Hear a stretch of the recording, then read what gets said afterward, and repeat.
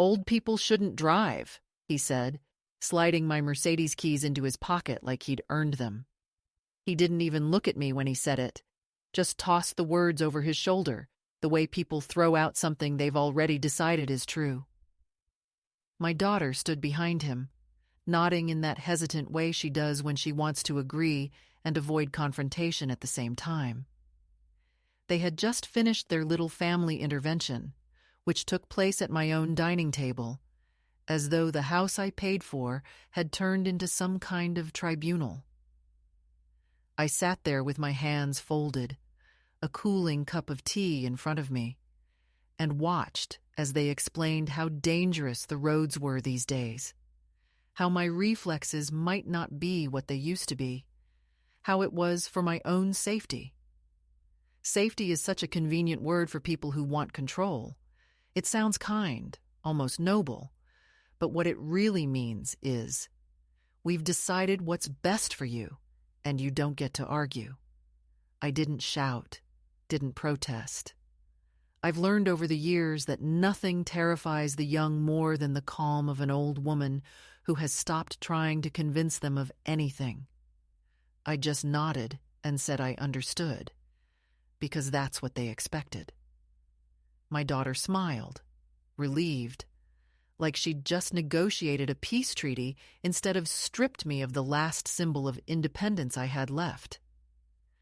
I remember the way my son-in-law jingled the keys as he walked toward the door.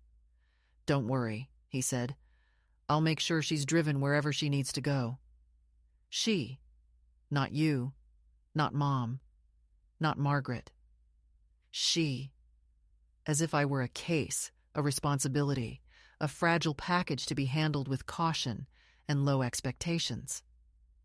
I watched him back my car out of the driveway, my beautiful 2008 pearl gray Mercedes that still smelled faintly of the leather polish my husband used before he passed.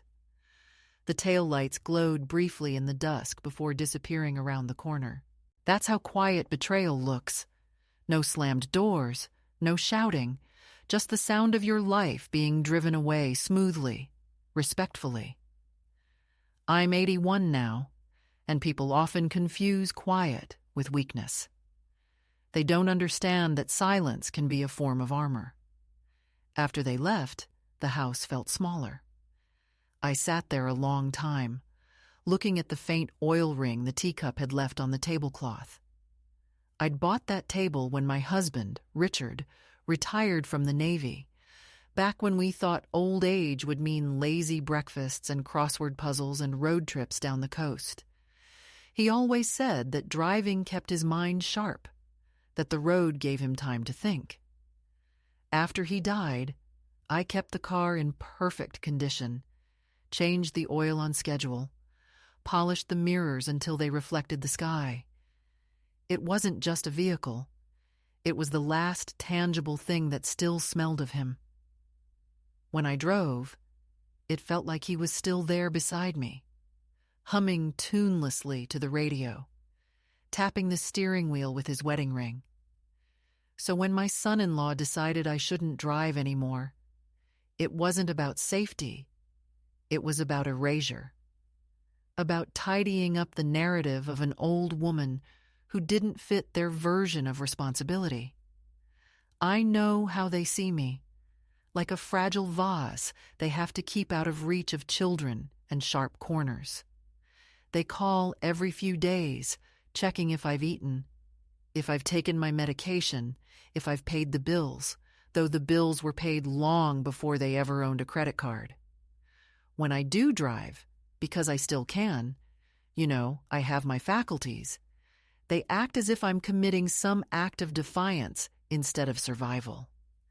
That's what aging is in this world, surviving quietly enough to make others comfortable. I didn't plan to let them know that I kept the spare key. It's hidden in the back of the drawer where I keep the old birthday cards, the ones from when my daughter still wrote in her own handwriting before the family texts replaced affection. Sometimes, late at night, I open that drawer just to touch the cold metal. It's funny how something so small can hold an entire life's worth of permission.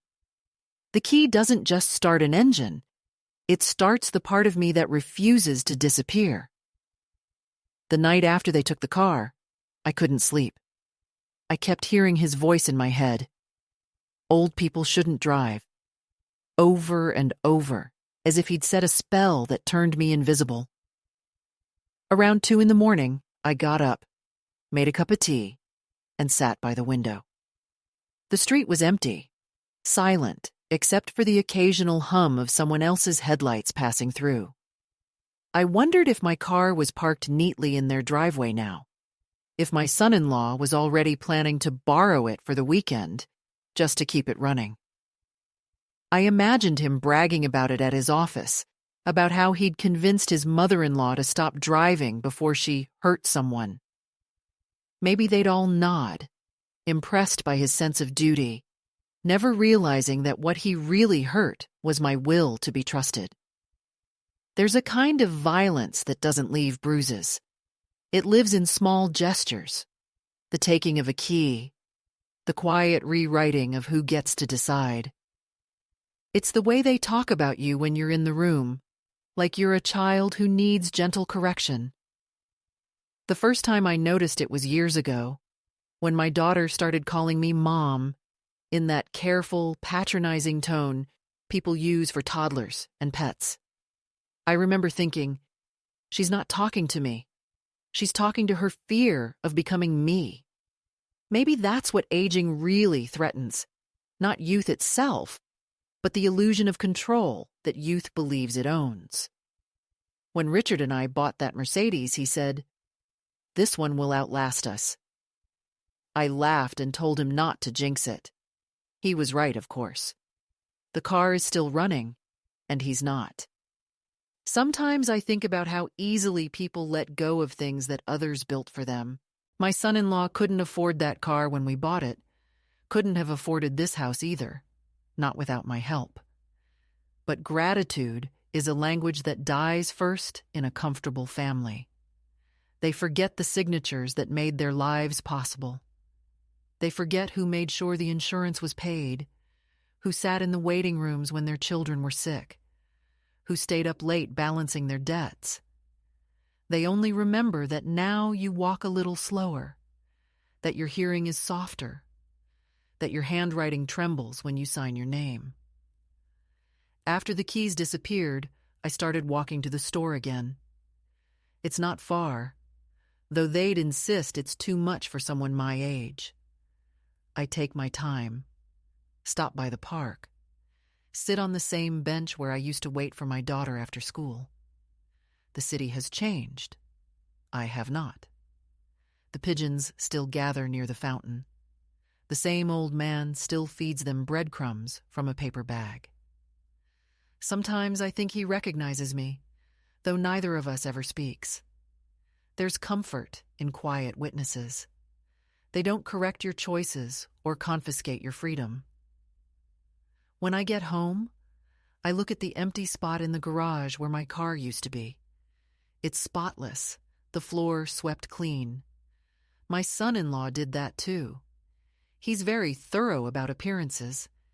He probably thinks I don't notice the difference between being cared for and being managed. But I notice everything. That's the curse and the gift of getting old. You see every tiny shift in tone, every sigh before the lie. I saw the way my daughter looked at me during that conversation about the car. Guilt edged with relief. She thinks she's protecting me. Maybe she even believes it. But what she's really protecting is her husband's comfort, his idea of efficiency, his tidy schedule where no one inconveniently insists on living their own life. Sometimes I rehearse what I'll say when I take it back. Not in anger, anger is too easy, but with the kind of certainty that makes people nervous. I'll tell them I've spoken to the insurance company, that the title still carries my name, that a person can lose speed but not ownership. And I'll watch his face when he realizes that the old woman he tried to sideline still knows exactly how to read a contract. That day will come. I don't rush it. Old age teaches you patience, the long, measured kind that unnerves the young. So for now, I walk. I write down the dates and details they think I forget. I keep my key, my papers, my calm. They call it stubbornness. I call it memory. The car may be parked miles away, but I can still feel the wheel in my hands, smooth and warm, the hum of the road beneath me, the steady pulse of motion that once meant freedom, and still could. Maybe I won't drive again. Maybe I will. But what matters is that the choice will be mine. They can take the keys, but they can't take the road out of me. The day it happened for real didn't come with an argument or a raised voice, only the dull click of finality. My daughter and her husband arrived that morning with pastries and polite smiles, as though they were bringing comfort instead of consequence. They said they wanted to talk about logistics, a phrase that already made me tired. I remember how the sun came through the kitchen window and hit the silver trim of the coffee pot, how everything seemed overly bright and artificial, as though the house itself was embarrassed for me. My daughter poured tea without asking how I took it, adding milk like she always used to when she was a child trying to mimic adulthood. Her husband sat down across from me and placed a manila envelope on the table, thin but heavy in its silence. "We've decided," he said, "that it's time to formalize things with the car. You'll feel better, I promise. We'll handle all the errands, take you wherever you need, and that way you won't have to worry."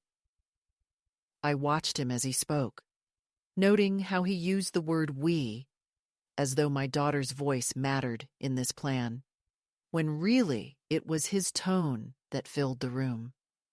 She kept her eyes lowered, nodding at the right moments, the good wife playing support to the husband, who thought he was saving the family from inconvenience. I asked to see the papers. He hesitated before sliding them toward me, his hand still resting on the top page, a small but deliberate act of ownership. I lifted the corner just enough to see my own name, printed in black ink beside a line that read, "Transfer of title." I remember how the letters blurred for a second, not from bad eyesight, but from disbelief. "You already filled this out," I said quietly, noticing the date, yesterday's, and the neat scrawl of my forged signature underneath. He smiled the way people smile when they've practiced it in the mirror. "It's just a draft," he said quickly, "a sample the DMV prepared. I wanted to show you what it would look like once you agreed." My daughter reached across the table and patted my hand. "It's really for your benefit, Mom," she said, her voice trembling at the edges. "Insurance is stricter these days, and if something happened, you could lose everything. We just want to protect you." I pulled my hand away slowly and folded it on my lap. Protection. That word again. It always means the same thing. Someone else taking what's yours so you won't have to think about losing it yourself. He went on talking, explaining premiums and liability, throwing around words like practical and responsible until they lost all meaning. I didn't interrupt. I just let the sound of his self-assurance fill the air like static. In another life, I might have argued, demanded an apology, maybe even thrown him out of my house. But there's a point you reach where outrage feels like wasted breath.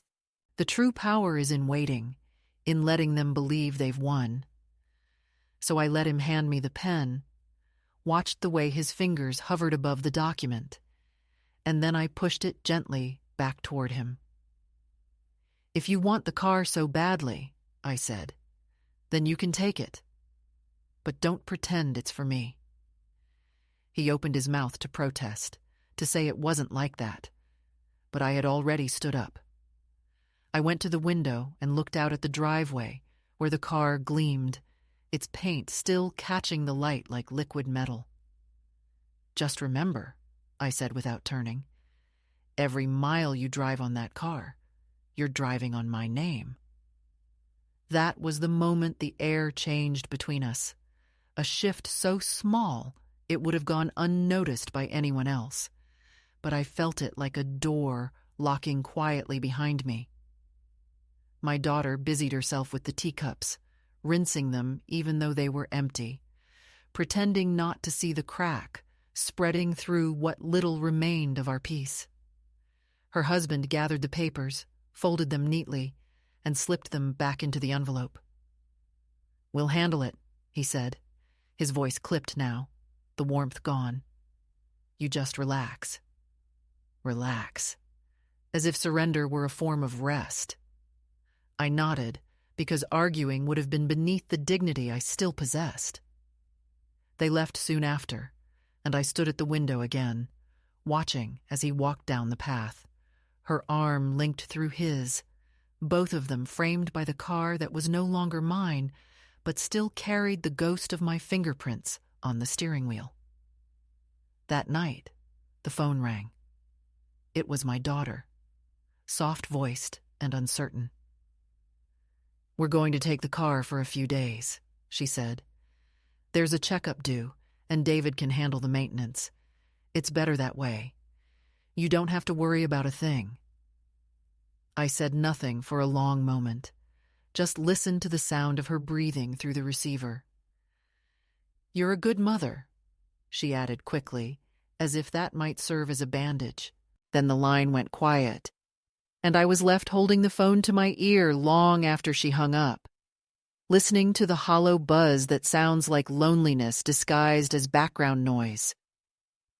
When I woke the next morning, the space in the garage was empty, so perfectly clean it looked staged, like a showroom floor. The faint scent of oil lingered, and in that smell, I caught the ghost of every drive I'd ever taken. The Sunday trips with Richard to the farmer's market, the long afternoon rides along the coast where he'd rest his arm out the window, the evenings when I'd drive just to feel the hum of the world moving beneath me. I touched the wall where the car used to be parked, feeling the cool concrete, the absence of heat, the absence of sound. That's when I realized that this wasn't just about losing the car. It was about being quietly erased from the map of my own life. Later that week, my neighbor, Joyce, knocked on the door. She's a widow like me, sharp as a tack, the kind of woman who reads every letter before signing anything. She asked if I wanted to come with her to the market, said she'd noticed I hadn't been driving. I told her the truth, in part. My daughter thought it was time I stopped. Joyce laughed in that low, knowing way only old women can. "Stopped what? Living?" she said. "They always think they're saving us from something. Usually, it's from ourselves." Her words settled in me like a slow spark. Maybe I hadn't lost everything yet.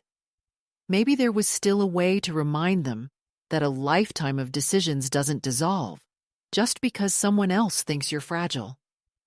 That night, I went through my files, the insurance, the registration, the title. The name printed there was still mine. It hadn't been changed yet, no matter what paper he waved in my face. My hands trembled a little as I placed everything back in order, but it wasn't fear this time. It was a kind of awakening. I took the spare key from the drawer and held it under the lamp. Its surface reflected the light, smooth, cold, unyielding. It felt like something alive, waiting.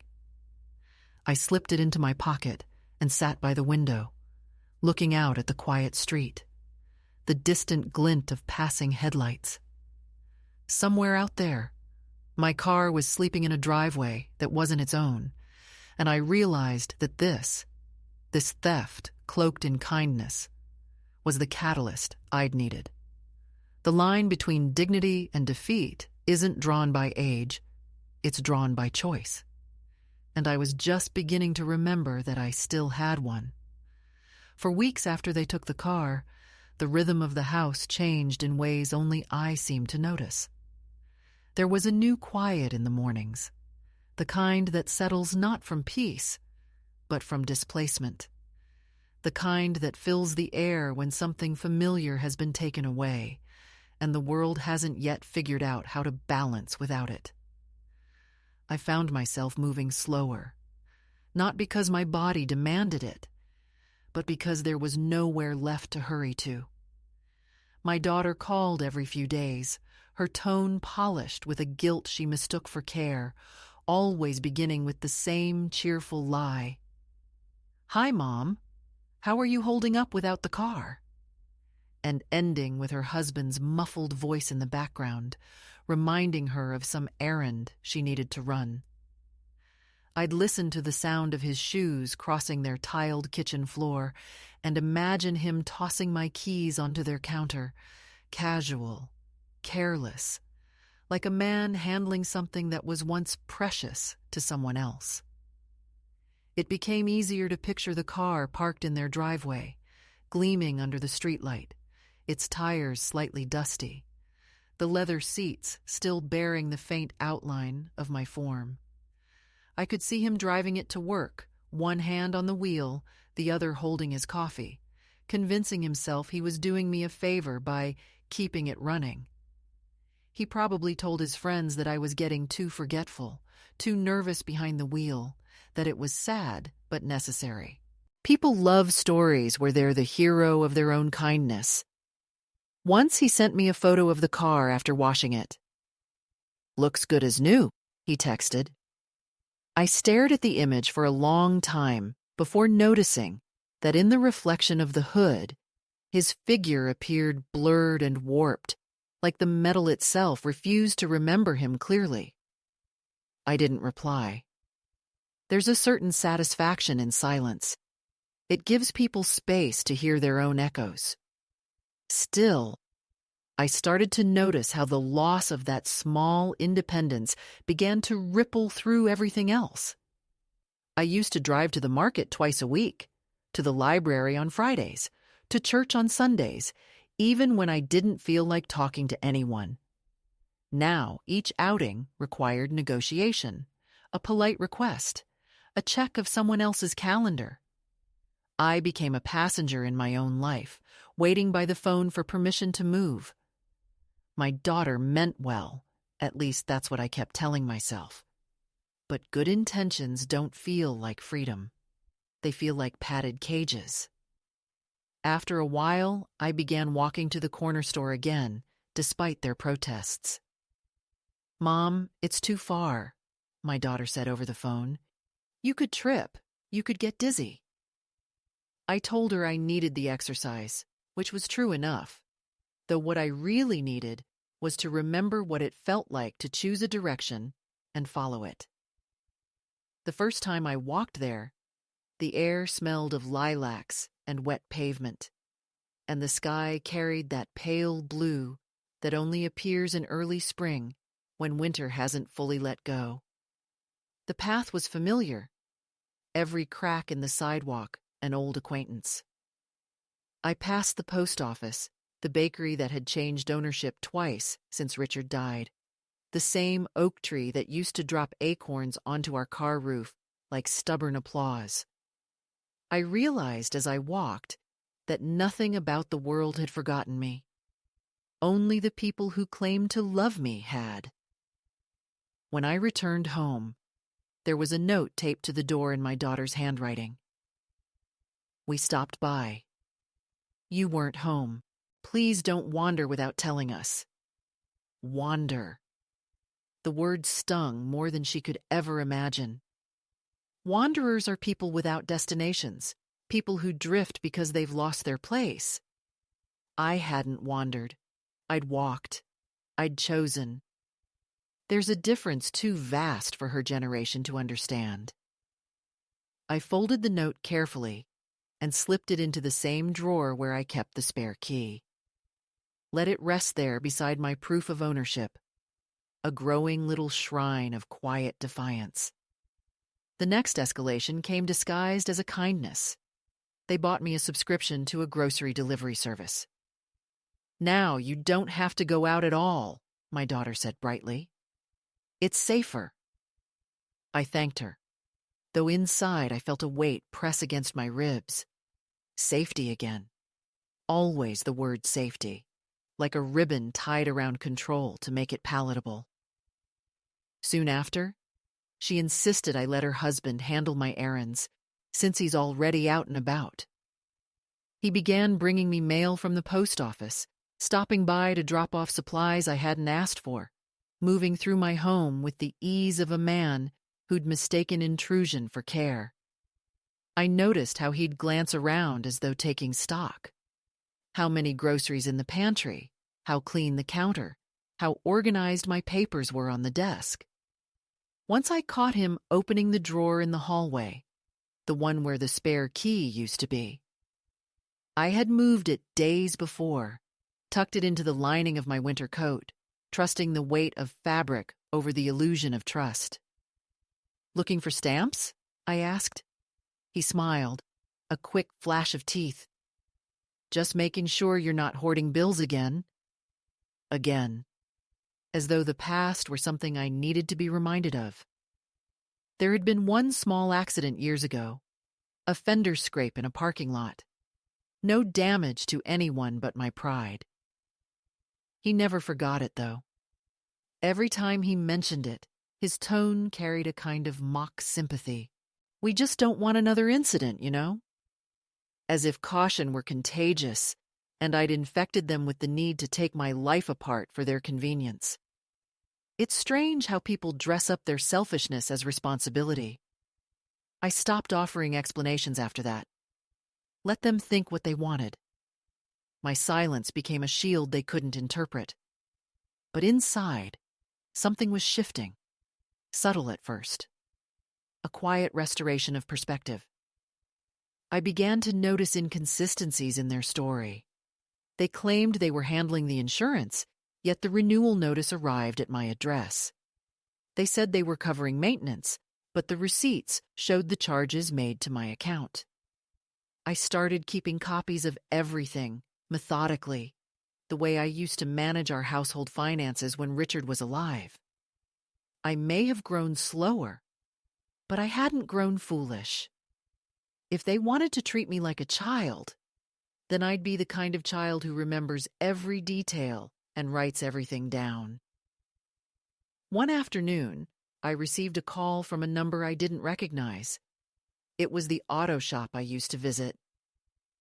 "Mrs. Turner," the mechanic said, "just calling to confirm we finished the brake replacement on your Mercedes. You'll want to stop by for the payment and pickup." My stomach tightened. Pickup. "Who brought it in?" I asked.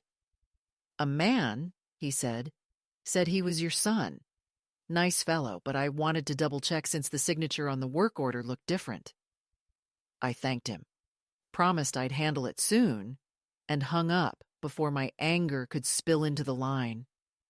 They had not only taken the car, they had begun pretending I didn't exist at all. I sat at the kitchen table staring at the phone, my fingers trembling not from weakness, but from the force of restraint. I knew then that the erasure wasn't an accident. It was an operation. They were building a story in which I was already gone, and all that remained was a woman to be managed. That evening, I opened the hall closet and ran my hand along the sleeve of my winter coat until I felt the solid outline of the key. I closed my fist around it, the metal warming against my skin, and for the first time in months, I felt something close to steady breath. The line between humiliation and resolve is thin. You cross it the moment you decide that endurance is no longer enough. I didn't have a plan yet, but I knew a reckoning was coming. I began walking further each day, down roads I hadn't taken in years, reacquainting myself with the shape of the city, the traffic patterns, the shortcuts. I needed to remember the world as it looked from the perspective of someone who still belonged to it. One afternoon, at the cafe near the library, I overheard two women talking about a lawyer who helped seniors reclaim property from family disputes. I wrote his name on a napkin and tucked it into my wallet. The napkin smelled faintly of cinnamon, and later that night when I unfolded it, the scent filled my kitchen like a promise. I didn't call him yet. I wasn't ready. I needed them to believe I was still docile, still compliant, still half asleep in the comfortable fog they'd constructed for me. I let my daughter drop by with store-bought meals and let her husband continue to park in my driveway when he needed to use the garage. Every gesture of theirs, every small indignity, became evidence. In the quiet hours, I wrote everything down in a notebook. Dates, times, remarks, each condescending smile translated into ink. It wasn't bitterness that guided my pen. It was clarity. The story of my undoing was being written in their words, but the story of my return would be written in mine. And somewhere between those lines, between their performance of care and my silence of intent, I began to recognize myself again. The woman who once crossed entire states without a map, who once believed that freedom wasn't a privilege, but a pulse you keep alive, no matter how softly it beats. The turning point came one gray morning in late October, the kind of morning when the light falls flat against the walls and everything looks slightly drained of color. I had woken up early, before the neighbors began their routines, before the mail truck groaned its way down the street, and for the first time in a long while, I felt something more than resentment or fatigue. It was a small, steady current of decision, quiet, but undeniable. I made myself coffee the old way, in the percolator Richard used to insist gave the best flavor, and sat at the kitchen table with the file folder that contained every document I had been collecting for months: receipts, insurance renewals, photographs, a copy of the title with my name printed neatly beside the word owner. The weight of it all felt heavier than paper. It felt like proof that I had not imagined any of this, that the slow theft of my independence had been real and measurable. I laid out each page carefully, smoothing the edges with my palms, the same way I used to smooth the wrinkles out of my daughter's dresses before school. I suppose I still had that habit, to prepare things before they faced the world. It was then that I remembered the napkin I had written the lawyer's name on, the one from the cafe weeks ago. I found it tucked in my wallet, still faintly smelling of cinnamon and coffee. His name was Thomas Leary, and beneath it, the number of a small law office on the edge of town. I stared at the digits for a long time before dialing. When he answered, his voice was older than I expected, soft but precise, the kind of tone that belongs to someone who listens for a living. I told him my name, explained that I had a question about ownership transfer, and he said gently, "Why don't you come by, Mrs. Turner? Sometimes it's easier to talk things through in person." I agreed before fear could interrupt. The walk to his office took 40 minutes, but I didn't mind. The air carried that faint metallic smell of rain, and the leaves underfoot made the kind of sound that makes you feel alive simply because you can still hear it. The law office was tucked between a barber shop and a florist, modest and old-fashioned, with a small brass bell that chimed when I opened the door.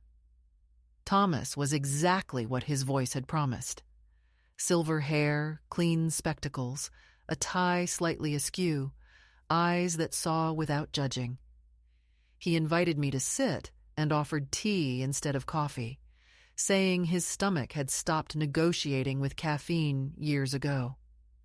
I handed him the folder, explaining what had happened in the simplest terms I could manage.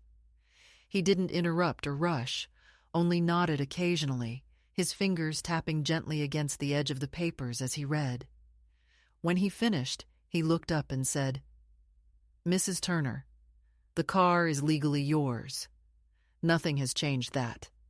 The title remains in your name, and unless you've signed a transfer at the DMV in front of a notary, they cannot claim ownership. If someone forged your signature, that's fraud." I felt something tighten in my throat, a mix of relief and disbelief. "So I could take it back?" I asked. He leaned back slightly, folding his hands. "You could, yes. And if you want to do this properly, I can help you file an affidavit of ownership. But tell me first, what do you want to happen?" It was such a simple question, yet I didn't have an immediate answer. For months I had lived in reaction, responding to what they took, adjusting to what they decided, shrinking around their boundaries. What did I want? I wanted the car, yes, but not only that. I wanted the right to my own narrative back. I wanted to stop being the footnote in someone else's version of care. I told him I needed time to think, and he smiled, as though he already knew that decision itself was the beginning. "Take all the time you need," he said. "Just remember, waiting doesn't erase your rights." I walked home slowly that day, the folder pressed under my arm, the lawyer's business card warm in my pocket. Every step felt deliberate, as if the ground were listening. I passed a parking lot filled with cars glinting under the weak afternoon sun, and for a brief moment, I saw my Mercedes among them. Not literally, but as a memory so vivid it felt real. The smell of the leather, the weight of the steering wheel, the hum of the engine when Richard used to whisper, "Listen to her purr." I stopped and leaned against a lamppost until the vision faded, replaced by the familiar ache of knowing how far I had let things slide. But then, right there in the middle of that ordinary street, I understood something simple and unromantic. Freedom is not given. It's taken back one act of quiet defiance at a time. When I got home, there was a voicemail waiting from my daughter, her voice bright and hollow. "Mom, David's going to take the car in for a full checkup next week. Tires, alignment, everything. Just wanted to let you know we're keeping up with it for you." She said it like a favor, like I should thank them for using what they'd stolen. I listened to the message twice, then deleted it. Later that evening, I sat in the living room and stared at the empty space by the window where the car keys used to hang. I imagined myself behind the wheel again, not racing, not fleeing, just driving until the air cleared around me. That night, I took the spare key from the coat and laid it on the table. I touched it like one might touch a photograph of someone they've lost, both reverent and determined. I made a list of everything I needed: the lawyer's address, the documents, a ride to their house. The ride would be easy enough. Joyce still had her old sedan, slow but reliable. The next morning, I called her and asked if she was free on Saturday. "For you, I can be," she said. I told her I needed to visit my daughter, that there was something I had to settle. She didn't pry, just hummed softly, and said she'd pick me up at 9. On Saturday, the sky was low and bruised with clouds. Joyce drove carefully, both hands on the wheel, while I sat beside her watching the familiar streets blur by.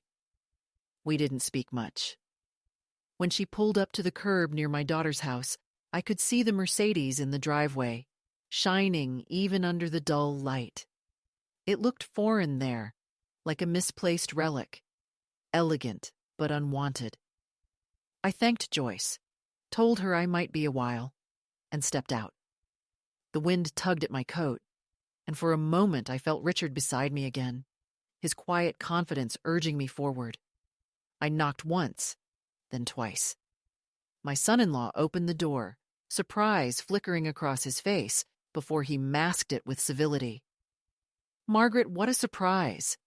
We weren't expecting—" I stepped past him before he finished, the way one does when entering a house that is still half theirs.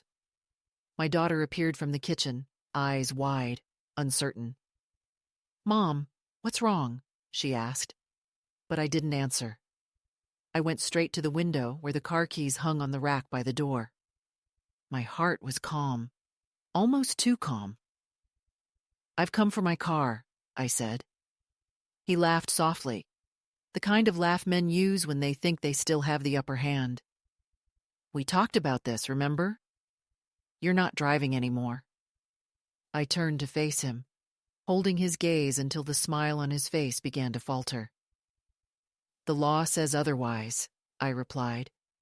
"And unless you want to explain to a judge why my name is still on the title, I suggest you hand me the keys." The silence that followed was long and taut. My daughter's eyes darted between us, and for a moment I saw her as the child she used to be, caught between loyalty and fear. Finally, he sighed and reached for the key ring. "You're making a mistake," he said. I took them from his hand carefully, not with triumph, but with something steadier. Reclamation. "I've made plenty," I said, "but this isn't one of them." I walked out before they could speak again, the sound of the door closing behind me like the click of a lock turning from the inside. I sat behind the wheel, the familiar leather embracing me like memory itself. When I started the engine, the car came alive without hesitation, as if it had been waiting for me. I looked once in the rearview mirror, not at their house, but at my own face, older, lined, but unmistakably alive. Then I drove. Not far, just enough to feel the hum of control return to my fingertips, enough to know that the story was no longer about what they allowed me to do, but what I chose to do next.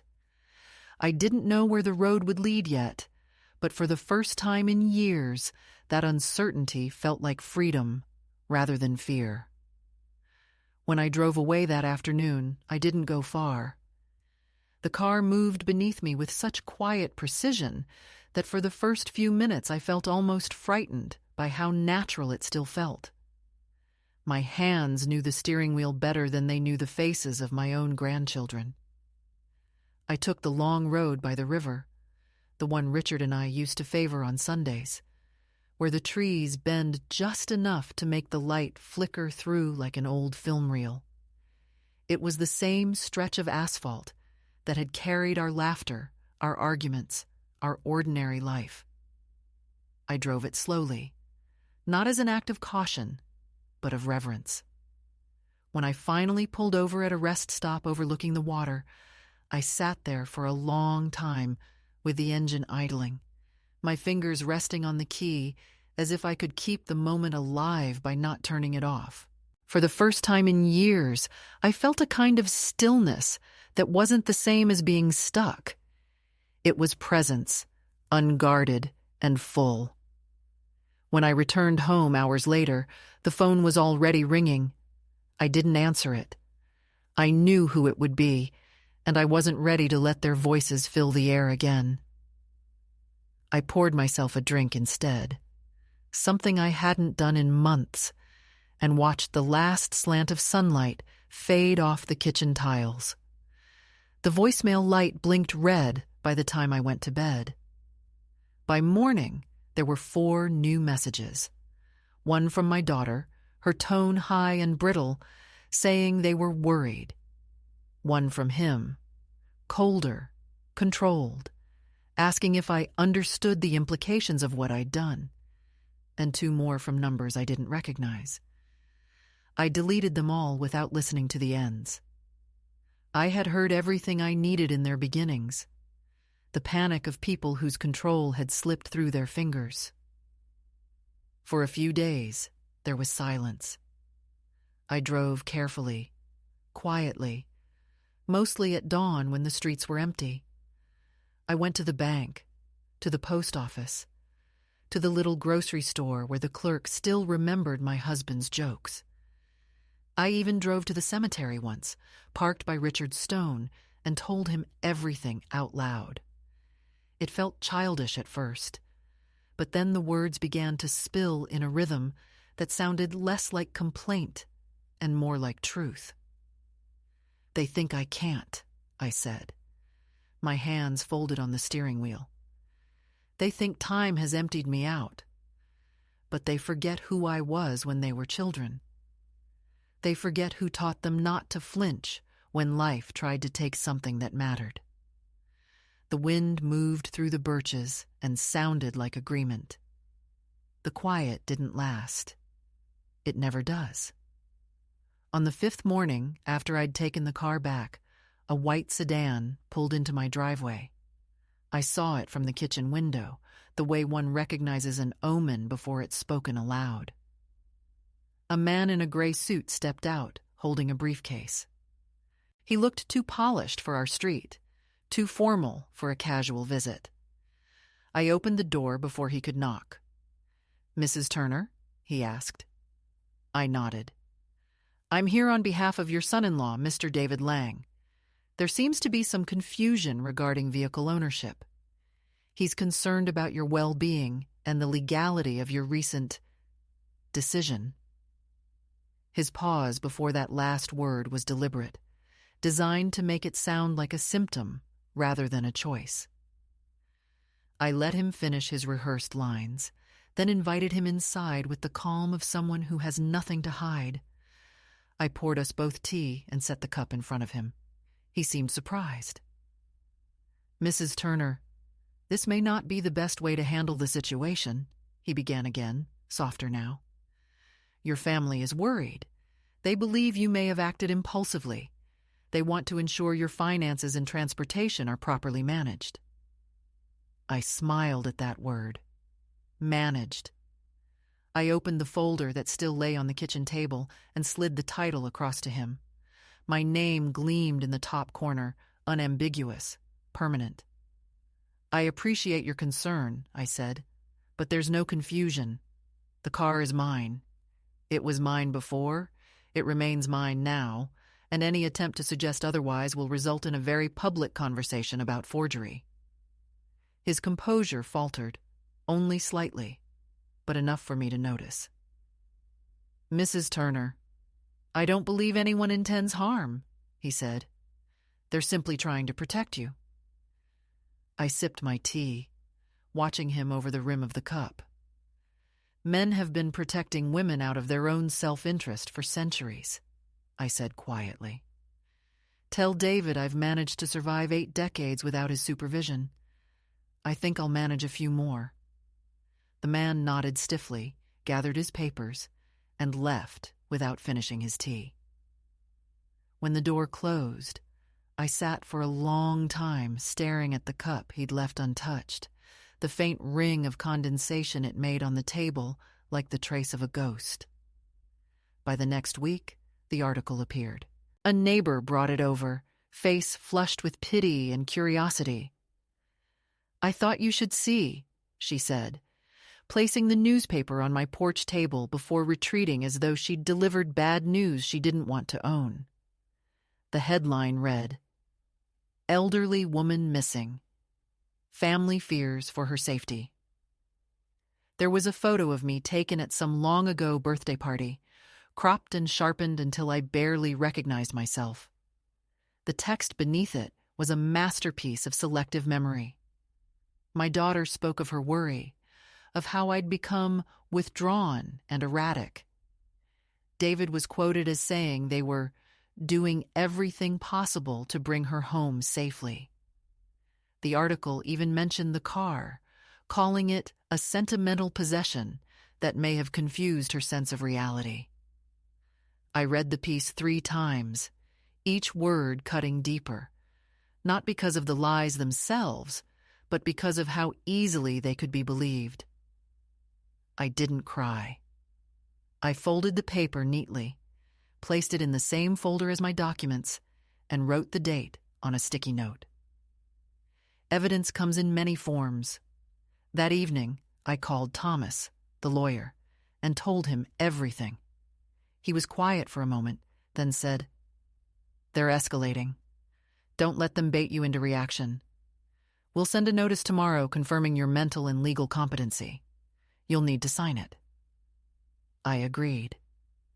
After I hung up, I turned off every light in the house except one lamp in the living room and sat by the window watching the street.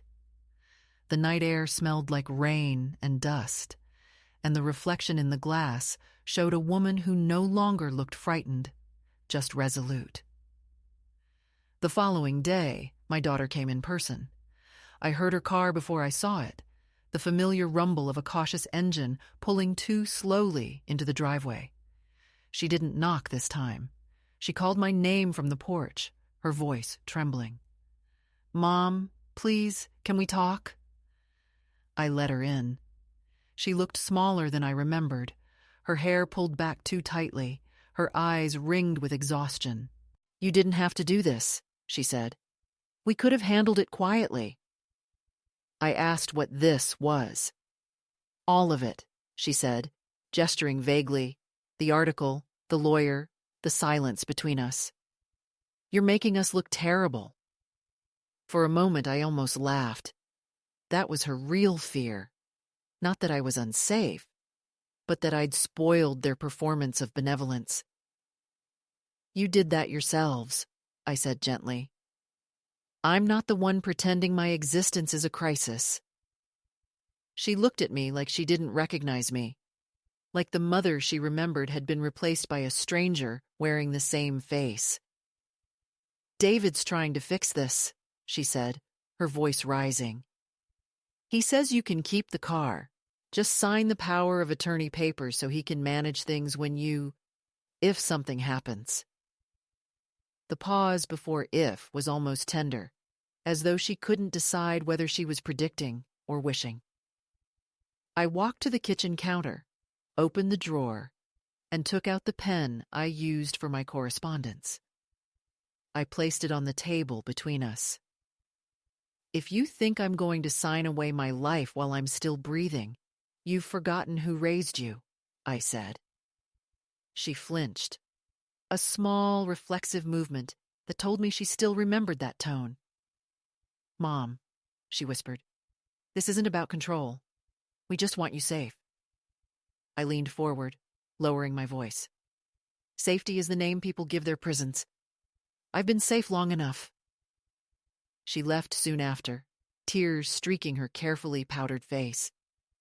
As her car pulled out of the driveway, I stood at the window watching her go, a strange mixture of sadness and clarity filling me. I didn't hate her. I pitied the part of her that had learned to confuse obedience with love. Later, I sat down to write a letter, not to her, but to myself. I wrote, "You did not overreact. You remembered."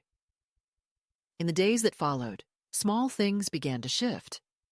The neighbors who had once smiled politely now avoided eye contact, unsure what version of me to believe.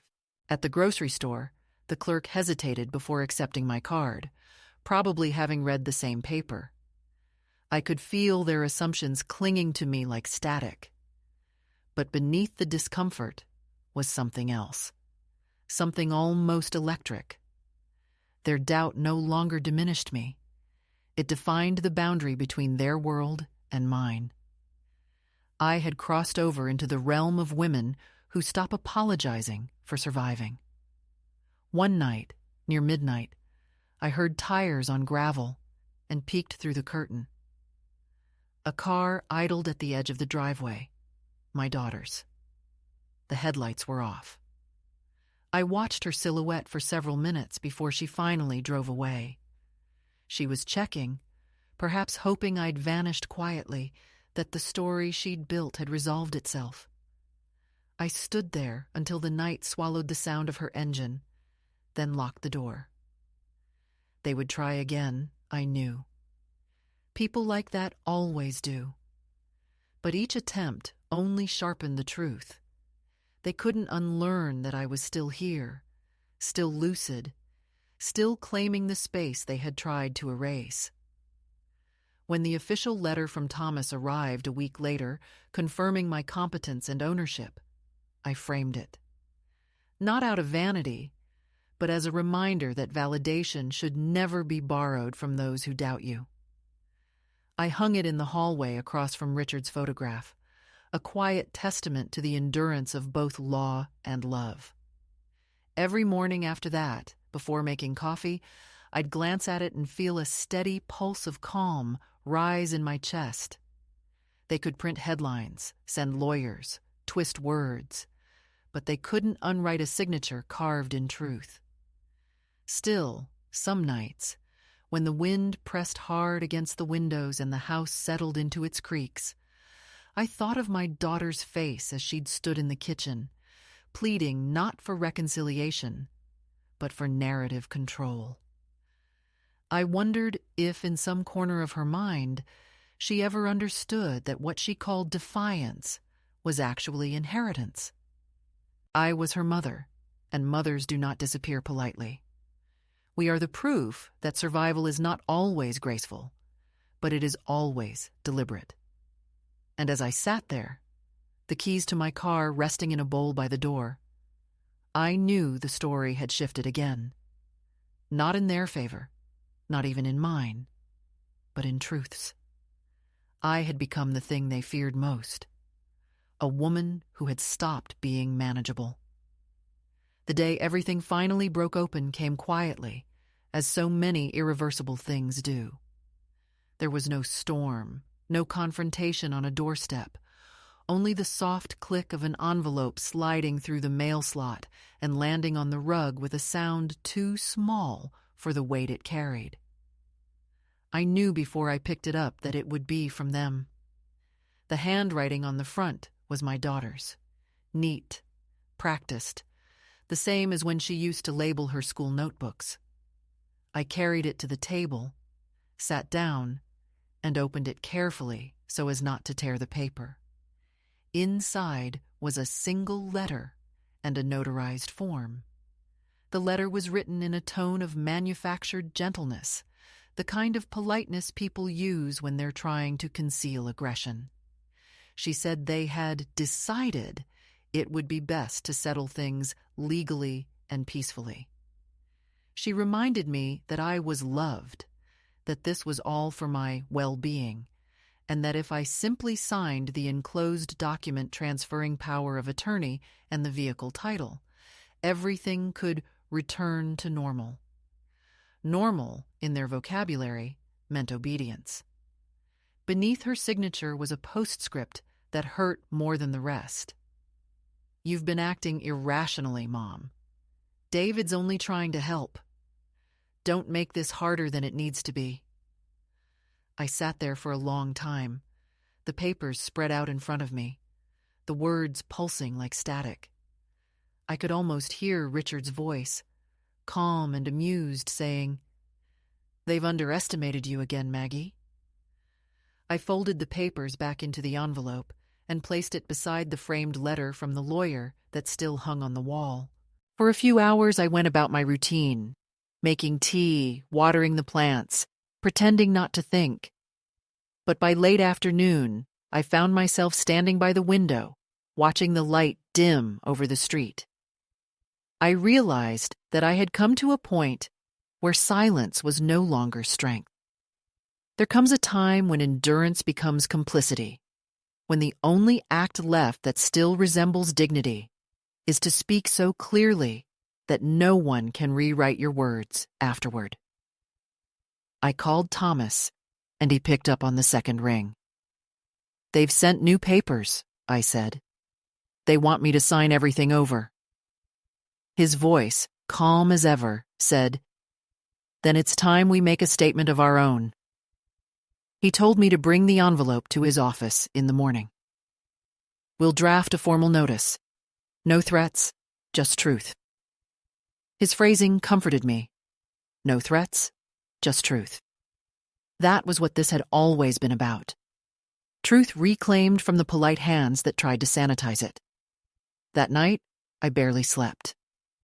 The rain began around midnight, soft at first and then steady, filling the gutters with that hollow rhythm that sounds like memory itself.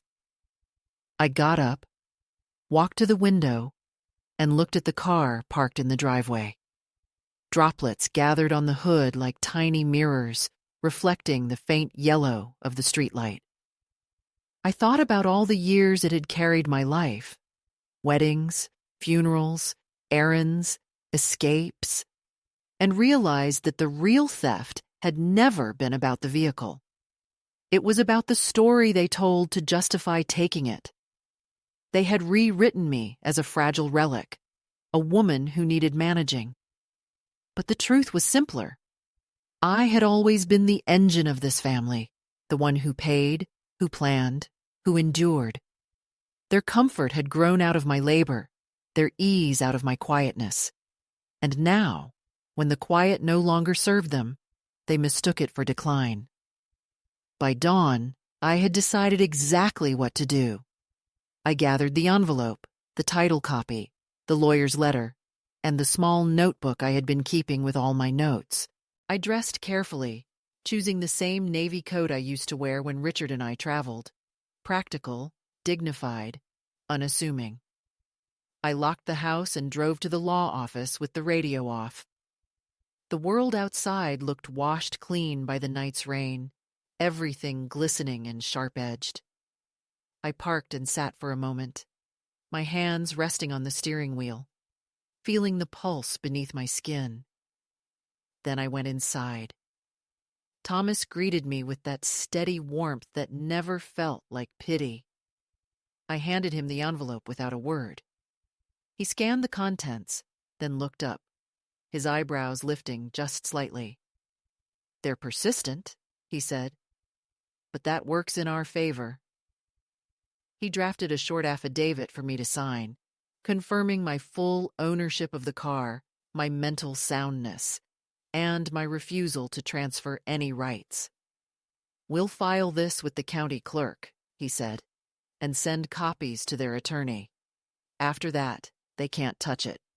Any further interference becomes harassment."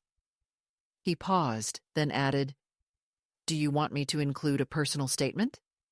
"Yes," I said, "but I'll write it myself." He handed me a blank sheet of paper. For a few minutes, the pen hovered over the page as I tried to find words that weren't just angry, but exact.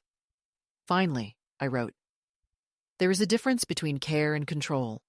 One restores dignity, the other erases it. I am not confused. I am not lost. I have chosen this, freely, consciously, and without regret." When I finished, I slid the paper back across the desk. Thomas read it, nodded once, and said, "That's better than anything I could have drafted." The document was filed that afternoon. I watched him stamp it, the heavy clunk of the seal echoing like a final chord. It was done. But I knew, as all women eventually learn, that legality does not always end cruelty. It only exposes it. There would be another phone call, another visit, another plea wrapped in manipulation. What I hadn't yet realized was that the next move would come not from him, but from her. That evening, as I returned home, my daughter was waiting on the porch. She stood there without an umbrella, her hair damp, her coat clinging to her shoulders. She looked younger somehow, fragile in a way I hadn't seen since she was a teenager, caught between guilt and defiance. "I shouldn't have come," she said, but didn't move. I opened the door and gestured for her to come inside. She did, slowly, as though entering a memory she wasn't sure she wanted to revisit. For a while, we didn't speak. I made tea, the same way I always had, and the familiar scent of it seemed to loosen something in the air between us. Finally, she said, "David doesn't know I'm here. He said to leave it alone, but I can't." Her voice cracked on the last word. "Mom, what happened to us?" she asked. It was not accusation this time, but confusion, almost grief. I set my cup down and looked at her. Really looked. The fine lines around her mouth, the tired eyes, the tremor in her fingers as she twisted her wedding ring. We stopped trusting each other, I said. You stopped believing that I knew how to be alive. She wiped her eyes and shook her head. It wasn't like that, she said. We were scared. You were alone, driving late, not answering calls. He said, I interrupted gently. He said I was slipping. He said I was dangerous or fragile, or both. And you believed him because it was easier than believing that your mother still had more strength than the man you married. She didn't answer. She just stared at the cup in her hands, watching the steam rise like something vanishing. Then she whispered, He's been driving the car to work every day. I told him to stop, but he won't. He says it's his now. He says you don't need it. Her words hung between us, heavy and trembling. I'm sorry, she said finally. I didn't know it would go this far. I stood, went to the window, and looked out at the driveway where my car sat like a patient witness to our history. It always goes this far when people confuse love with possession, I said. That's how women disappear. First from their homes, then from their own names. I turned back to her. But I'm done disappearing. Something in my voice must have reached her, because she nodded, slowly, like a child relearning a lesson she once knew. What are you going to do? She asked. What I should have done months ago, I said. The next morning, I drove the Mercedes to their house. It was early. The sky was still a pale wash of silver, and the neighborhood was hushed except for the occasional sound of sprinklers. My hands didn't shake as I parked in their driveway and stepped out. I rang the bell, and when David opened the door, his face drained of color. You can't just, he began, but I cut him off. Actually, I can. I handed him a copy of the legal notice, the one Thomas had stamped. This is official. You will no longer touch what isn't yours. If you continue, I'll pursue charges. He tried to laugh it off, but his voice wavered. You wouldn't do that, he said. I met his gaze and held it. You've mistaken civility for weakness, I said. That's your first and last mistake. My daughter appeared behind him, eyes wide, face pale. She didn't speak. I walked past them, down the steps, and placed my hand on the car's hood. The metal was cool under my palm, the way Richard's hand had been the night before he died. Steady, solid, familiar. I looked back at them one last time and said, You can't take back what was never yours to give. Then I got in, started the engine, and drove away. I didn't go home immediately. I took the long route again, the one by the river, watching the sunlight stretch itself across the water like a quiet benediction. The air felt sharp and clean. When I finally parked at the overlook, I turned off the engine and sat in silence. I realized that this, here, was the climax not of a fight, but of a long remembering. I had not reclaimed a car. I had reclaimed the right to remain visible, competent, and unrepentant. And in that stillness, as the wind moved through the trees and the world carried on around me, I whispered aloud to no one and to everyone, You can't manage what refuses to vanish. I didn't drive far that morning.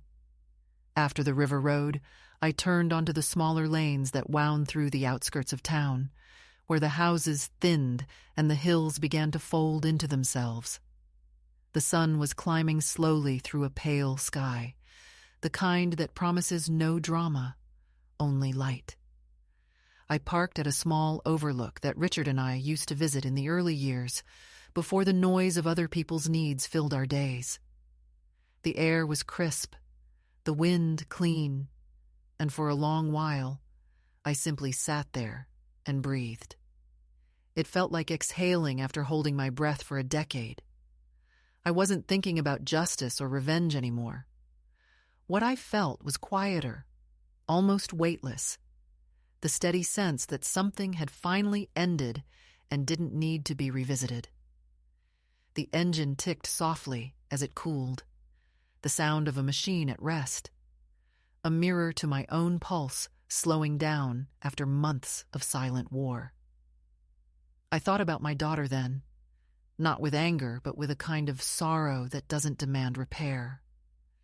I knew she would call again, that apologies would come, hesitant and incomplete, shaped more by guilt than understanding.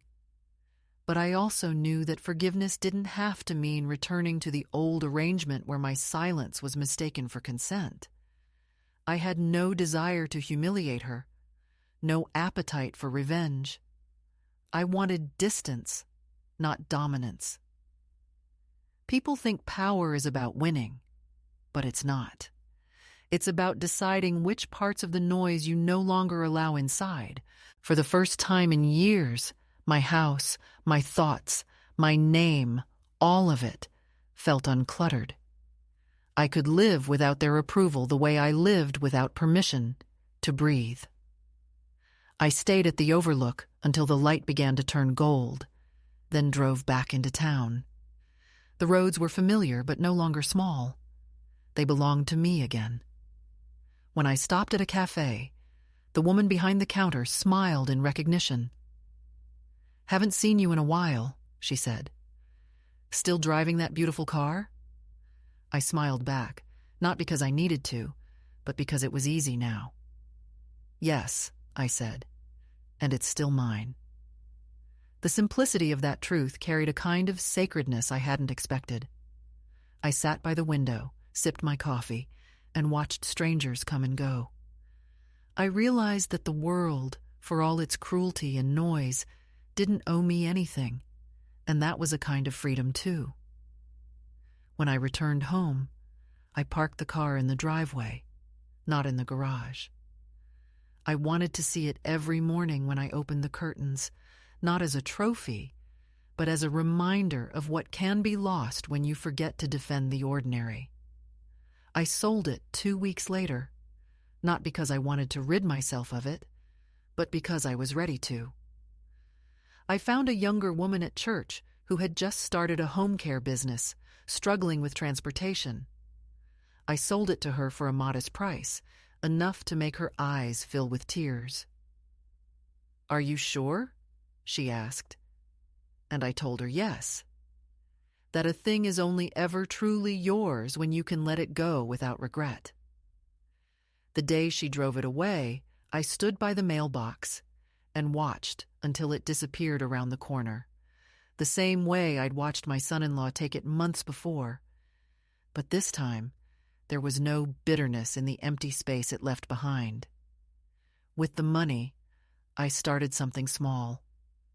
At the community center near my neighborhood, there was a notice board always cluttered with flyers: yoga for seniors, nutrition classes, grief groups. I added my own, handwritten in careful letters. Driving confidence sessions for older adults, free. I rented a classroom once a week and hired a retired instructor to co-teach. At first, only 3 women came, nervous and shy, clutching their learner's permits like fragile evidence of identity. They were all stories I recognized: widows, mothers, women who had been told in one way or another that their time behind the wheel, or in life, was over.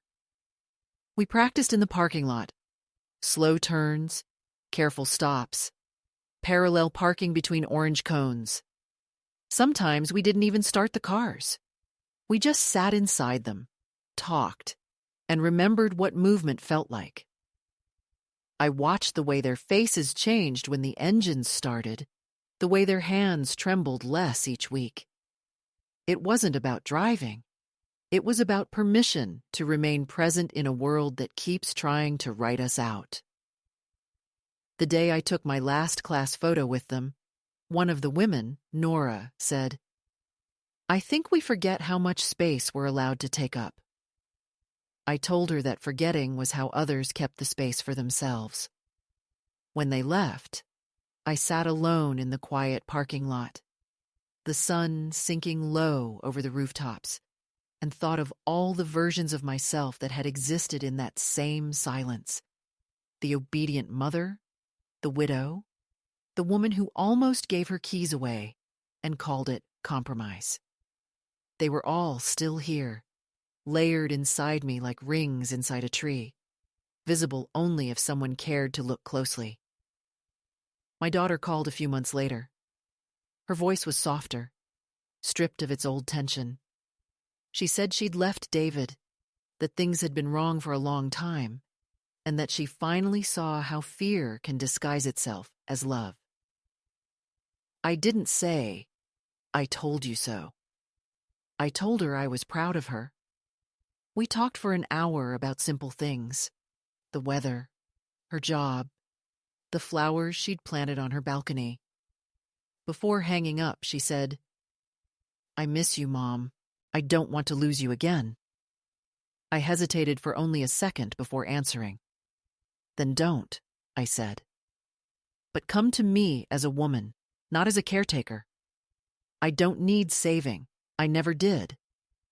She promised she understood. I believed her, not because she said it perfectly, but because she didn't sound rehearsed. Some truths take longer to arrive than others. Now, most mornings, I walk to the same overlook where this all began. I carry a thermos of coffee and sit on the bench facing the water. The world moves around me. Cars, cyclists, the chatter of people beginning their days, and I feel no envy, no longing to be younger or faster. I've lived long enough to know that motion doesn't always mean progress, and stillness doesn't always mean surrender. Sometimes it's just a pause to measure what you've reclaimed. I think often of the women from the driving class, the ones who wrote me letters afterward, saying they'd started driving again, visiting grandchildren, going to the seaside, one even buying her first car at 72. I keep their letters in a box beside the window. When I open it, the scent of paper and ink fills the room, the smell of continuity. In the evenings, I sit by the window with the curtains open and the lights on. I used to draw them shut, afraid of being seen alone, afraid of the world reading solitude as abandonment. Now I keep them open so that anyone passing by will see me, an old woman reading, writing, sometimes just staring at the quiet street. Not gone, not invisible, simply here. If my daughter ever drives past, she'll know without knocking that I am well. That will be enough. And if another woman somewhere finds herself being told she's too old to drive, too fragile to decide, too forgetful to trust, I hope she will remember this. They can take your car, your house, even your name for a while, but they can't take your direction unless you hand them the map. Sometimes all it takes to begin again is a single turn of the key and the courage to stay in motion, no matter how slowly, until the road feels like your own again.